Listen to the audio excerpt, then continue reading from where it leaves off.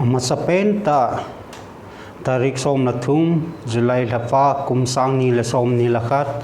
so devotional sermon nei khom ki theding ahin khudam na phat pha epiwa hat chungnung papathin lopina le choi an nai pivin ai tuni ni khwa ekeulim khom na divin Christian Lungchang ti hi anangai tu khom hite pansat na dingin Philemon chang som lagi na kun chang som la tuchan ama nang ma chunga su khil nei ahi zong le ahi luwa na bat a zong le hi chu keyan sun jengin chang som la ku keiman sanange pathinin athu sim do chan chung chewadin mal e som pi tau han Christian Lungchang ti ise good lion itabang lungchang nei hi vem ti hi ana yeloitin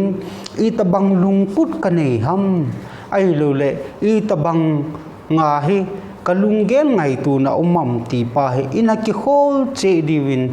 masapen ta ikitimun ahi sol cha pol chun rom khopia som kulakun hi che Philemon le khathot hi athot hi te dingin gin chat thudol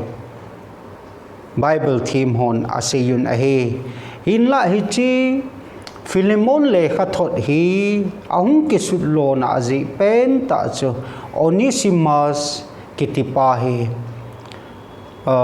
apupa ako na zamang ahein apupa nei le go ham sumham ipiham kha cha ala a anazam mang ahetai hichi azam mang na hin Ephesians khopi a sol cha polin ki pana thupa ana thang supply a chu kisutu hona hichi sol cha pol khona ko na chu Onesimus sin ki pana thupa chu anazoma anakisana hu hingna anei ahetai ti hi hichi lekha thona korin mu do ahe aji chu sol cha polin Philemon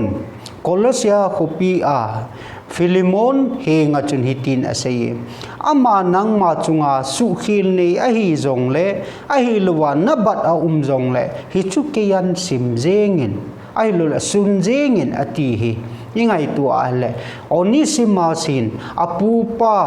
so hi na aku na hi apupa nei le go chu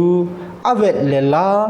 aso chan on thol di adeji ahi neilego agua apupa akona vanoi nopsa na enjoyment boldinga ahi lo vanoi nopsa na zo se to ki mai tu dinga he hichi Colossians khopi apupa in mun in sung adatha ti tailo chu lamdang ananei lo hi khatlin akilange ji achun Ephesians kopi agawale layahi sol cha pol kitipa to sol cha pol hito kipana thupa athang sap namuna he hung kisutuwa Onesimasin hu hing na ahin nei ahi ti hi akimutsin ahi Onesimus chanchin le thusim zo se ahin hetan sol cha poli ama din jong ta san ta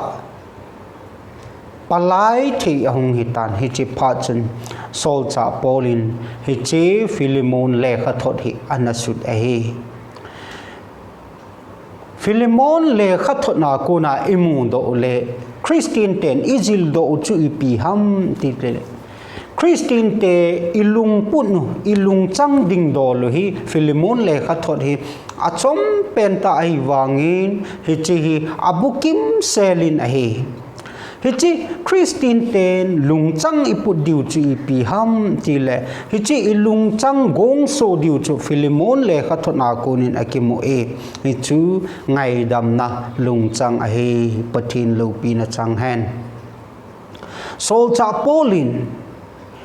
keima Krista dungsun kahi bangin nang hozong keima dungsun hi vintia korein mi te hi nga anase korein khat na bung som na khat chang khat na chu veleu hen hichi banga chu Philemon jong hin so akicho a so avula Philemon hita san ta aina hichi first century Christian khang laijin koi mapovin hoin ananei puve ain ina ki khom jiu ahe Philemon kitipa yong himiau sata ahe so thaling senin anayin asula Onesimus long hi khat anahi heji achu so asin thei pen long hi mai the ting le hi chi khang lai chun so nei tapu chun chu ting le aso a pang ho chun achal pang wa he mohor signet kiti khot jem khadau min hi chi khot jema cho achal panga hi mohor anamuwa ama hi so ahi ti chu aki het jing theina dinga hi chi signet chu mohor ananam khum jiu ahe tu ni hin ngai tu te hi chan geya mohor kinam khuma so hita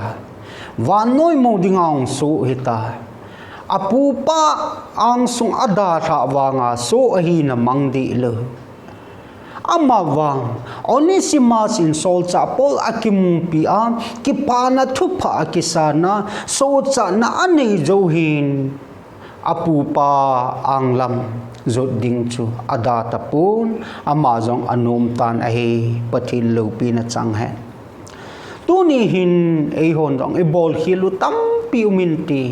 ai lo isu khilu tam piu minti sol cha polin ei vet sa hi ipi ham tile Krista dungsun kahi bangin nang ho yong ke ma dungsun hi win he chi lai ta hi ngai tu lew hem sol cha poli Philemon le Onesimus ki ka in palayin ahung pangin palaya apan chi ipi ham atile aka huna chamna thu sein apangin aka huna ki ngai dam na ding lunggel ngai tu na zo se hi apitu in ahung pange tu ni ni khupalin nang lakin ipi lungchang in ayem ti pa he ingai tu divin ikitimon ai sol cha polin FSC ho bumi te hinga FSC bung li chang som thum la ni na chuni tin na seyem Krista nang ho na ngai dam bangon nang ho jong khat la khat ki ngai dam tu nia he jubilee kumsom nga emang tawe kumsom ni la kum nga Christian hi now jubilee emang tawe ai lo le Christian sa hi jin I kho ho akipu do na centenary ham jubilee 75 ai lo le silver golden ai lo le diamond ti in 60 years ai lo le kumjal hin na centenary ti ho emang tawe hinla nang leke lungsunga he ngai dam theilu na lungchang aum na laya in sa paham in lang ham ai lul iso pidol ham ai lul I khocheng hausa hi na I khocheng ham khat jong chu ngai dam theilu na inei ta hele tu ni sol cha polin Philemon he nga asei bangin Philemon Onesimus kahin le sol kitai Ijem tia bat aniya ahi zong le ke yan sim jingin ati bangin Jesu Kristan zong pathin to ika owa chamna palayin apangin aman ithi mo na zo siu alamang tan aman e ngai dam naw ai lule aman ngai dam na ato banghin sol cha pol no han tongen tunin nang leki ginong ngai dam thelu ni yala Kristan e ngai dam banga iki ngai dam tu diwi pathin mina chom chakhana ika kitim kit naw a he Epistle Philemon dungzu yahin Christian hin ko ipuyuwa ahile kimel ma na ding ki eng bol na ding ki gaw sap na ding ki pampay do na ding machan mun anei lo ahi tiyong anasumil po hite gospel sa nga chung nung zo ki pui hoi na dang I ho bung ham I in sung hama aum kha hele mi ham sepen I diu hitam ti jong hi gel lo the a hi pu ti jong hi gel do tin hi ji chun ki pa na thu pha le se zui ho le kha thot bible thu thing hi chi chung vu ma ki eng bol na ai lo le ki eng bol na ham ai lo le ki mu da na ham dan ikisim khumuwa mi him khan le khat gospel chung vu ma dan kalwal ini wa hele hi chi yong chu mi ham se pen hi diu ham ti yong hi igel ki nowa I hin kho I ki khul phat ki diu hi pakai mina ikitim naw a ki ni azo na pena I say no mu chu Paul Lewis boss kiti pa hi businessman ahin aman hitin na say forgiveness does not change the past but it does enlarge the future tunia aseidoh no mo chu mehim khat ingai damuwa ahilo le koi tabang ham khat ingai damu chun hin khu amasa chu akhiel jing ding ai pon achi saho akhiel ding ai pon ama wang mabana mailama ihin khu chu hoi ta asim hoya asim lit ahi ham phan na ding ahin puilu ding ahi mi ingai dama ko na su khel ikingai dama ko na chu wang le ham ai lo le chon phat na ai lo le pathin to ki zok mat na len ta pi ahin pui luding ai lo le hingjing ki zok mat na mai lama Christian hil khu iman na wa imu jing diu ai ti pa zo chu ikinep diu ai ani chan na en Lewis B Smedes kitipahi theologian ai lo le amahi ethics chon le dan adi lo ti phong do mi apologetics ho ahin aman hitin na say to forgive is to set a prisoner free and discover that the prisoner was you tunihin